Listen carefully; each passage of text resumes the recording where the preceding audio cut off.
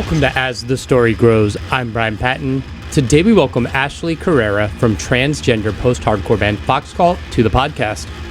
Foxcult has been releasing singles leading up to their debut EP on Adventure Cat Records. Ashley talks about her musical background and history, and then dives into her transition and coming out. She talks about how lockdown helped create a space to become comfortable with who she is, and the importance of Foxcult being an all-transgender band, plus a lot more. I was absolutely blown away by Glacier when it hit my inbox, and I shared it with the As the Story Grows Discord server. Foxcult is a brand new band, but the singles they've released so far have all been incredible, and I hope there are big things in their future. Make sure you never miss an episode of As the Story Grows by hitting the subscribe button wherever you get your podcast. As I mentioned, As the Story Grows is on Discord. We share new music, talk about TV shows we're enjoying, share concert photos, and more. Come hang out. You can also find the As the Story Grows newsletter on Substack. Last week, I gave a few behind-the-scenes stories on recent podcast episodes, and on Monday, I shared a bunch of new album recommendations. You can also support the show financially via Patreon. Patreon members help ease the financial burden of the podcast a little, so I can stay focused on making sure I get episodes, newsletters, and more to you guys. Links to all of those are in the show notes. I hope everyone enjoys today's chat with Ashley Carrera from Foxcult.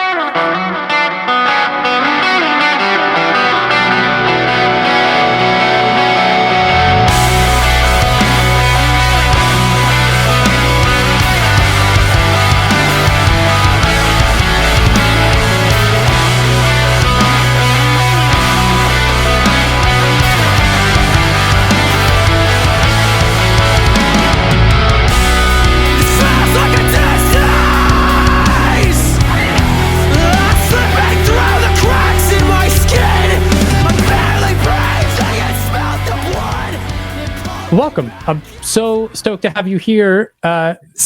Glacier got sent over, and holy fuck, what a great song that is. Thank you. I'm super excited to be here too. Glacier has had kind of an incredible reception. Yeah. Like, our first two songs did fairly well. Like, Haunted obviously did well, but the reaction to Glacier, because we took chances in the music itself, the reaction has been like really nice. Yeah, it's very cool. It's got to be rewarding to like put something out there and be a new band and just have people respond so well to it. Yeah, absolutely. And playing in a genre that really doesn't exist anymore. Like, because post-hardcore for the most part is kind of like fallen to the wayside. So I mean, there's still bands doing it, but yeah, it's definitely not where it once was. Yeah, exactly. We got to bring it back. Yeah. I'm always down for it. Yeah. Let's start. Where'd you grow up? So I actually grew up in Wisconsin. Oh. Born in North Carolina, grew up in Wisconsin, lived there for 10 years. And then I moved to Texas for 10 years. My parents were in the military, so okay. I'm a military brat. That makes sense. And then I moved to Seattle. Rad. And that is where we are at now. Nice. What was growing up like? Oh gosh, kind of crazy, to be honest. Yeah. Obviously, as a trans person, growing up in Texas isn't the greatest. No. Much less nicer in the 2000s than it even is now, because it's still not a great place to be. But it's typical like mom-dad divorce kind of thing. So my dad was the one person taking care of us, so he didn't really care what we did. As long as we weren't like killing people or getting killed ourselves, he was just kind of like, do your thing. So yeah. I went to high school, did all that stuff. So nice. What first got you into music? Oh God, this is okay. So always kind of a loaded question. So my dad is like a redneck, like country to the bone. So country music is actually one of my biggest influences. And like Brad Pitt, George Strait, stuff like that, like Keith Urban way back in the day, Brooks and Dunn, Lone Star. So a lot of my guitar playing, like my leads and stuff, is actually like heavily influenced by like how country musicians write music and how they like form their songs. But then, oh gosh, I was like 12 or 13 and I was at the mall and I saw the CD for like End of a Heartache from Killswitch Engage. And it was next to My Chemical Romance's, oh God, what's the CD? Cheers for Sweet Revenge. And I bought both of those CDs. Oh, yeah. And I was like, I heard Killswitch Engage and I was like, oh shit. Like, this is guitar playing. Yeah. And that is really what just set me off on a path. Nice. You're in Texas at this moment? Yes. Where in Texas? In a little city called Katy, outside of Houston. Okay. It's your typical, like, kind of Texas, like, if you could make a movie about a Texas, like, town that's, like, obsessed with football and stuff like that, that was literally Katy. Nice. So. Yeah, because you were outside of Houston, like, what was the music scene like at that time? I mean, were you like, okay, now I got to start bands and there's a good, like, hardcore scene happening, or was it just like you got to trek all the way to Houston to go see the big bands tour? So it was a mix of both, actually. So I started my first like band, if we want to call it that. We did a bunch of covers. I think I was in like 10th grade, 11th grade. I started it with like my best friend and like our other friend Jeremy, and we actually played a show with a band called Foxy Shazam. Which is a band I adore, and that we only ever played one show and then we broke up. And then my first, I guess, like real band was a band called Bell Manor, and we were like back in like the Confide era of bands. We fell in line with them, like in Fear and Faith and stuff like that. And yeah, anytime we wanted to play shows or anything like that, you had to go to Houston. Yeah. You could play shows in Katy, but like no one would come. Yeah. So what led you then from Texas to Seattle? Just like college, or just like you got to get the fuck out of Texas? Yeah, kind of like got to get the fuck out of Texas. So I lived in a few places before Seattle. Yeah. So I lived in Ohio for a bit, and I was in a band called Strangers to Wolves. And we did the whole touring thing. A bunch of those members are actually now in a band called Attack Attack. Okay, yeah. Like Chris Marquetney and Cameron and all them, they were members of Strangers to Wolves with me. Nice. This was pre-transition, obviously. And then I went to Connecticut for a little bit. That was a mistake. And yeah, then I was like, I need to get the fuck out of the East Coast. And I drove myself to Seattle, and it has been amazing ever since. So, well, what about Connecticut and the East Coast didn't work for you as a lifelong East Coaster? The weather, I'm going to be so real. Winters are brutal. Like, I lived in Boston for like 3 years. I hated winter. Like, going from Texas to just months and months of snow, I couldn't do it. Yeah, that makes sense. If you're not used to it, yeah, it doesn't. Yeah, and it's like you don't really get a chance to acclimate to it. It's just like, bam, 6 feet of snow. Yeah. Like, what? Yeah, that's funny.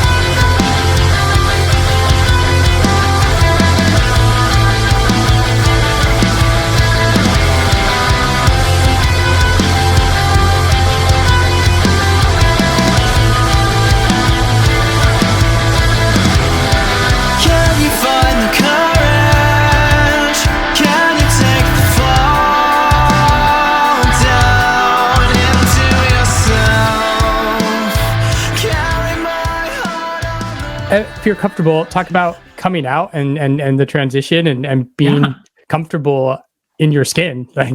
Yeah, absolutely. So I love talking about stuff like this.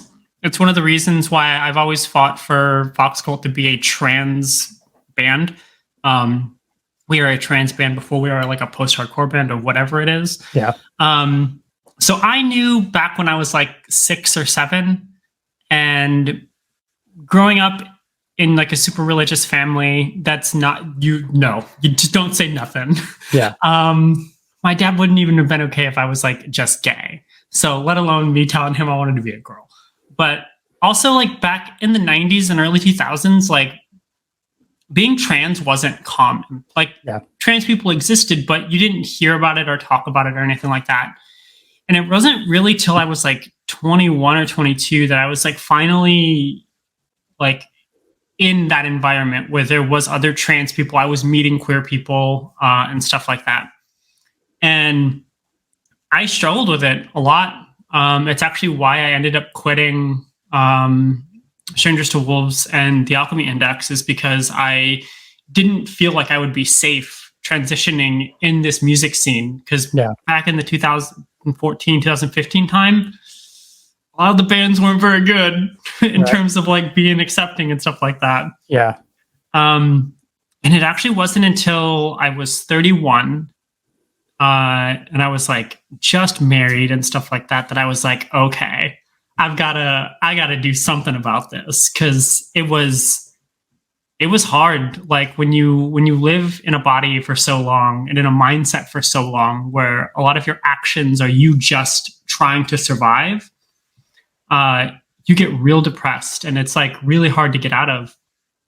But I'm just turned 31 and I told my wife at the time, I was like, look, I can't do this anymore.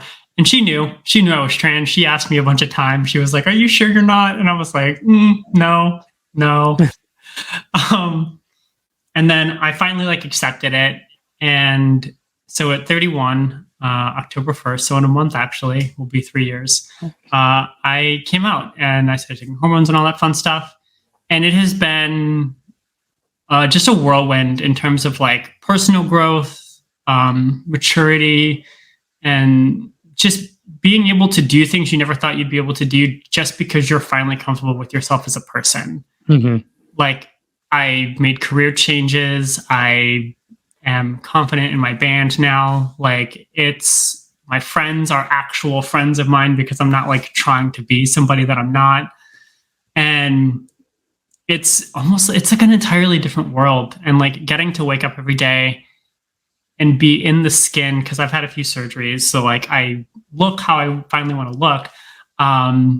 Being able to live in that skin is unbelievable. It's this scary thing where it's like, it's terrifying. I mean, the loss of potential community and friends and family. And it's like, but like, it's that risk reward, right? Both are so high. and you do like, and just to be like completely transparent, like when I came out, I lost my ex-wife, I lost all of my friends, and like a lot of them are now my friends again because they've like adjusted to having, because I was the first trans person a lot of them knew. But it's a very scary moment to like, one, not only accept that to yourself, but tell people that you like genuinely care about that.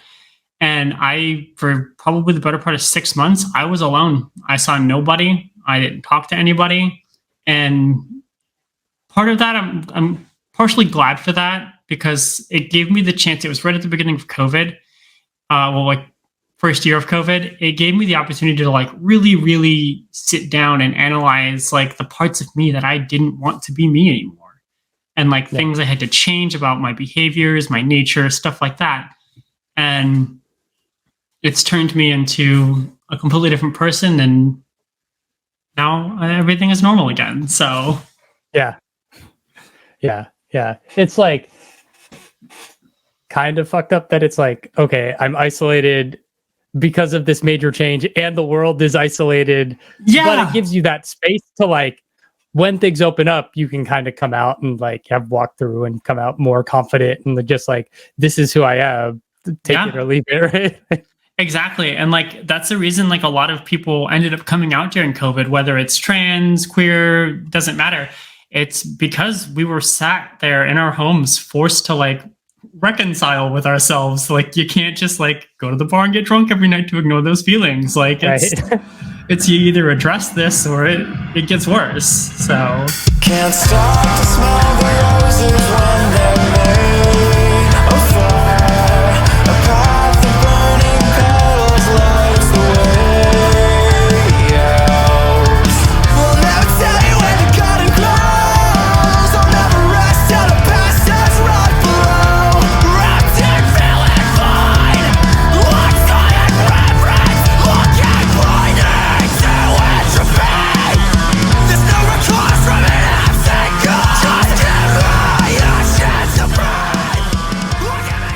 Let's talk about Foxcult. How'd this project get started?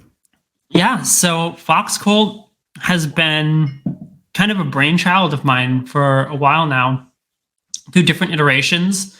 So the original, I guess, lineup of Foxcult, which a lot of people don't know, was actually me, my friend Nick Capone, and Julian Camo, the singer of Loveless. And we had like 3 or 4 songs written. And this is when I was still living on the East Coast, and those two live in LA. And nothing ever came to fruition. So I put it on the back burner. And once I was at a point in my transition where I was like, okay, I'm going to start doing this again. I made it a point with me and the other original guitarist, who's no longer in the band, that we really wanted to change the music industry, and specifically our scene. And it's because like the scene doesn't have a great track record with like being queer friendly and inclusive. And so we started in an attic in some like backroads town of Massachusetts, where we wrote the original version of Haunted. And it was me, the old guitarist, and a completely different lineup of all trans women.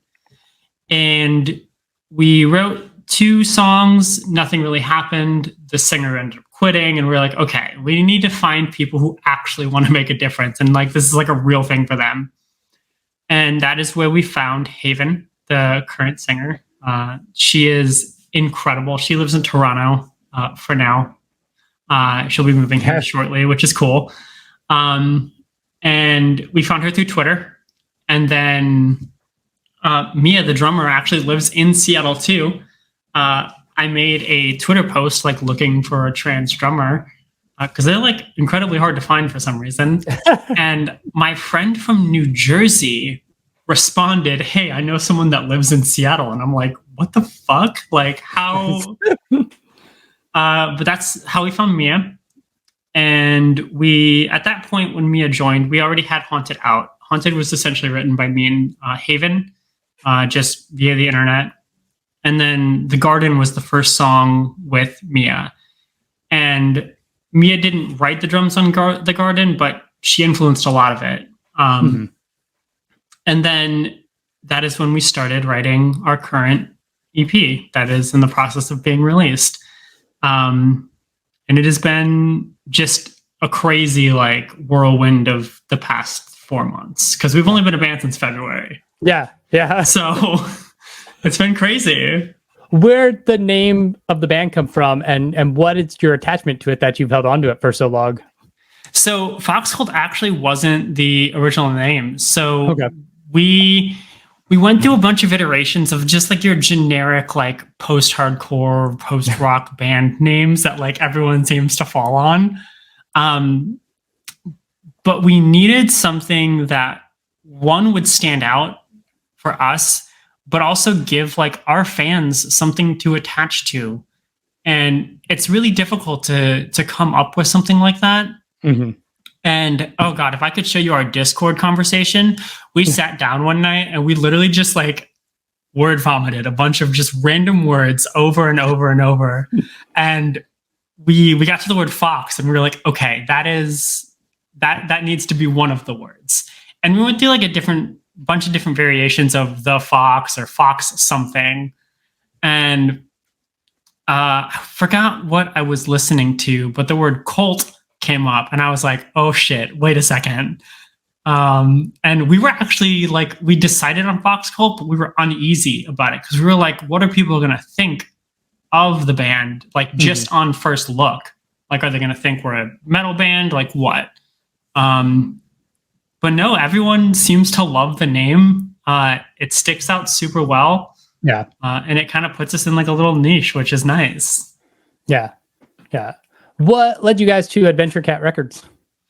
Oh gosh. So I just being in the music scene for so long, I've seen the shit. I've seen all the awful things that have happened. A bunch of my, actually most of my older bands, we've had our run-ins with like awful record labels, like,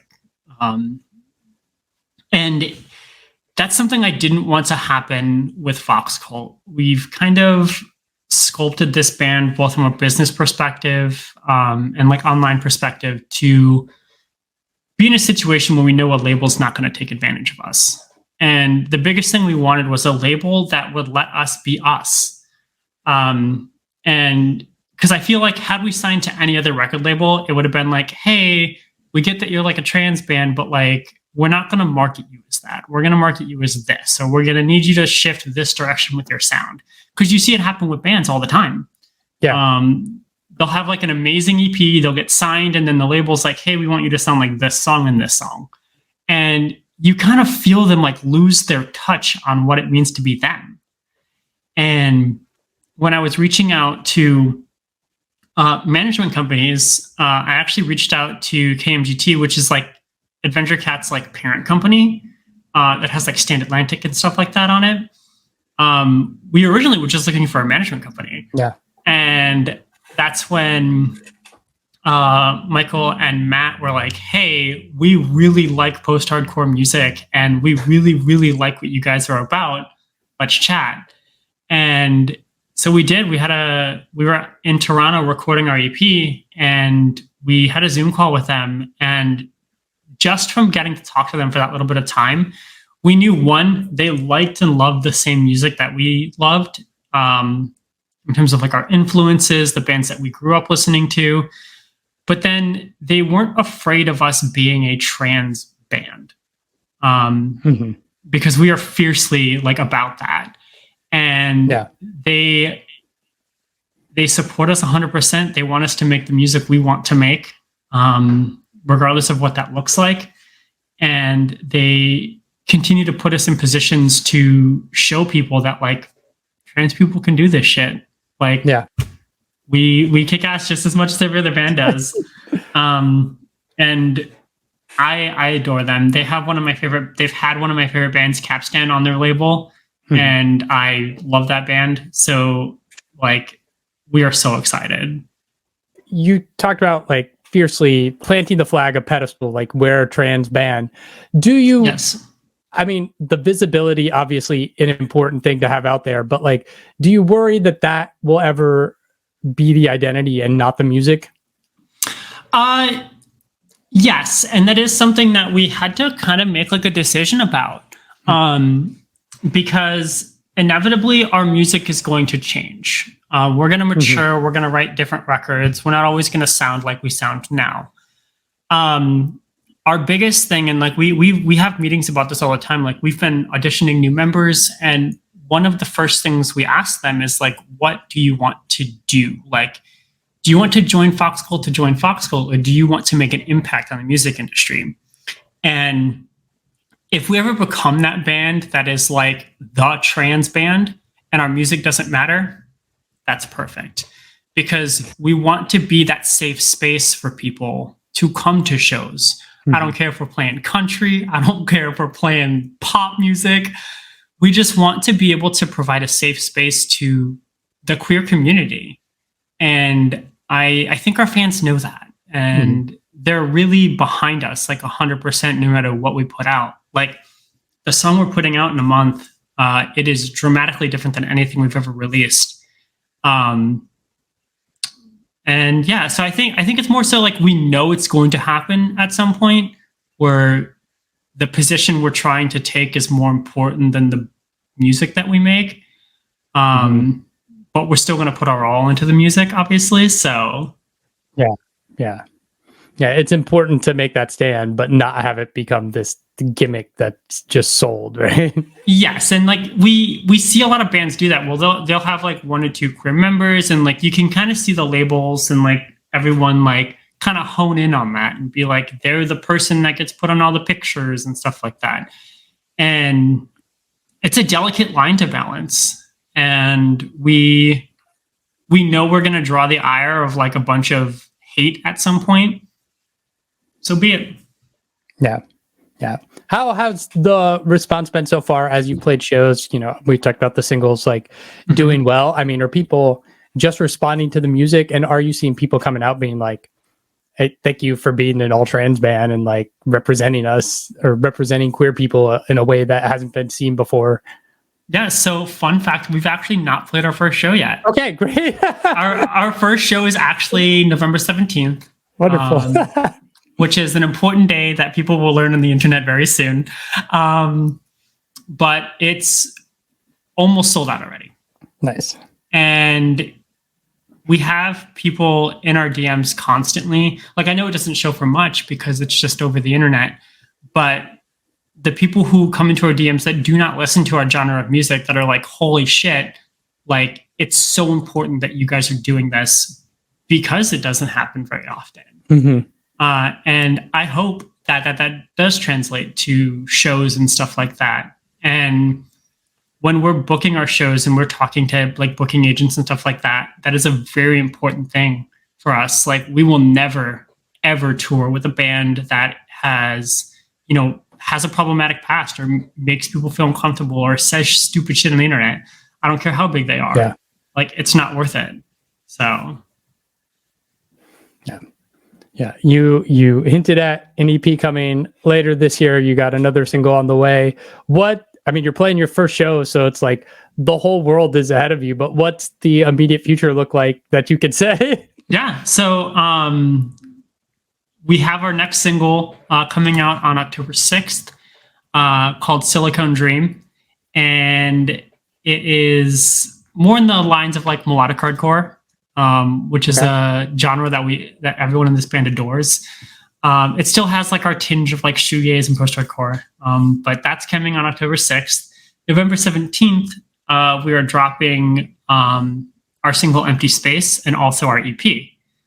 And shortly after that, we are hoping to start touring. Like, it's difficult because we are a newer band, but our goal is to tour most of next year and then start working on our full-length album. We have a lot to say. We have a lot to show people. Now it's more so just playing the waiting game until those opportunities come up. Yeah. Yeah. It's tough being a new band because you can like build an internet presence and buzz, and like social media helps with that, streaming, YouTube, all that helps. But like getting on the road is still like so hard. Yeah. And like, that's kind of why we're playing it smart. Like, we don't want to be one of those bands that like goes out every other weekend to play like the same 3 or 4, regional locations or stuff like that. So we are specifically picking like when and where we're playing shows, like our Seattle show coming later this year. I'd rather play a Seattle show once every 6 months and sell it out than, play it every 2 months just because we want to play shows. Like, we want to make an impact. And so, and I hope showing that to, booking agents and stuff like that is going to be like, oh shit, okay, these girls can like actually draw, like, let's get them on the road. You have to care at all. It's like it's better if you don't, 'cause the longer you hold on, the closer we get to the edge of what we know. The time will pass and the memory will fade. So remember me as I never was. I guess the biggest thing is like protect trans kids. Like, it's a very scary world right now. And we are in the crosshairs of a lot of really, really, really ugly and shitty people for no reason. And so we will defend and protect those kids with our lives. And we hope to continue just being a safe space and that everyone, enjoys all the music that we're putting out and comes to a live show when we start actually playing them here in a few months.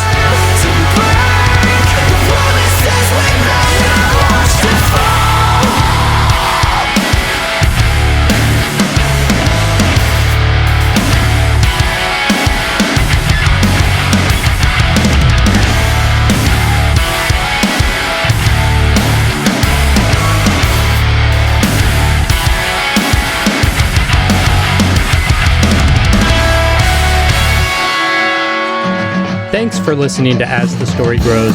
Our intro music was written and composed by Jeremy Hunt. The As the Story Grows theme is by Bob Nana.